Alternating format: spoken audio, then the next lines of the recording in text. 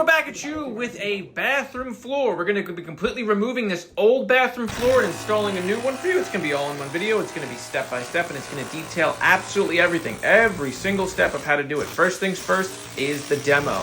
So I like to make a little hole in the existing so I can get my chip and hammer with my tile remover tool. Sometimes you need a bit of a hammer. You just got to hammer it and you got to break some of it out, and then your tool will slide right in. This is an SDS Plus tool with the tile bit. I will link all the tools and all the materials used into our affiliate links, so anybody who wants can buy whatever they need from the link, or they can just use it so they can see how much things cost. Whatever they want, it's just easiest. Now, a big no-no was done here. It was laid right on top of plywood. I don't ever advise that. So I'm removing the entirety of it. I'm going to be removing the thin set off the plywood.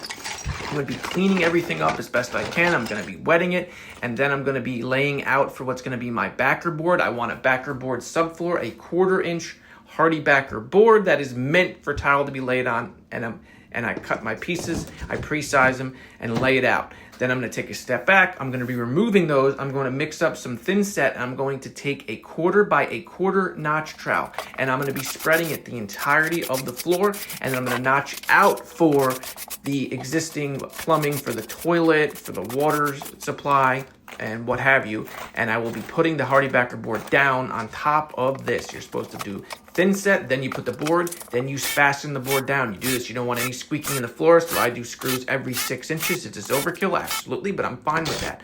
I use 1¼ inch screws into my 1/4 inch board. I make sure they're screwed down and they're flush. Now it's time to do my layout for my floor tile. I have a 24-inch piece in full. I want an 18-inch piece, and then I want a 12-inch piece. I want a 2/3 overlap, a 66.67% overlap on every tile. That wall that you see there, I want that to be my straight line all the way to the tub, and I work out from there. As you can see, I lay everything out. I lay all my cuts out going into the wall. I mix up my ProLite thin set. ProLite is the only thing I use. It is my favorite thin set. I use it for wall tile, floor tile, what have you. Never had an issue with it. I really prefer it. I love the way it works out. Then I take my wedge leveling system by QEP. Again, everything will be linked. I have 1/8 of an inch spacers. I am spacing out for my floor tile. I'm putting my wedges in, and I'm leveling them to make sure they're perfectly level to each other. And I got the piece going into the tub as shown. Now I'm working my way out of the bathroom. So I start in one corner, I work all the way out so that I don't have to walk on any tile, obviously. And I'm going to have one little cut that's going to go here. It's not going to be that small. You're never going to notice it once the baseboard trim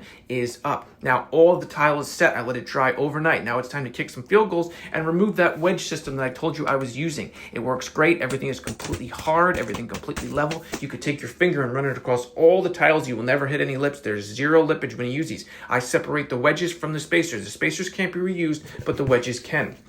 Now it's time to turn my attention to the grout. I'm using a linen grout. It is a linen prism grout. Again, it will all be linked.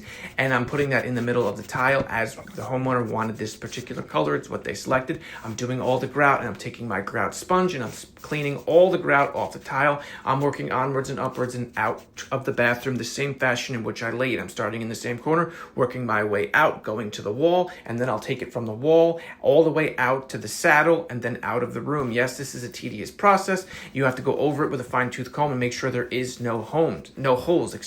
Now there will be a bit of a haze on the tile, as you can see here. It's no problem. I will be going back with a cleaner. I use the Method cleaner because I have to clean things very often and don't want to breathe in any other chemicals than I have to. So it is a green formula, plant-based, no chemicals, and you can see I'm getting the haze off the floor very easily with it. I wait an hour before I do it, let everything harden, let everything dry.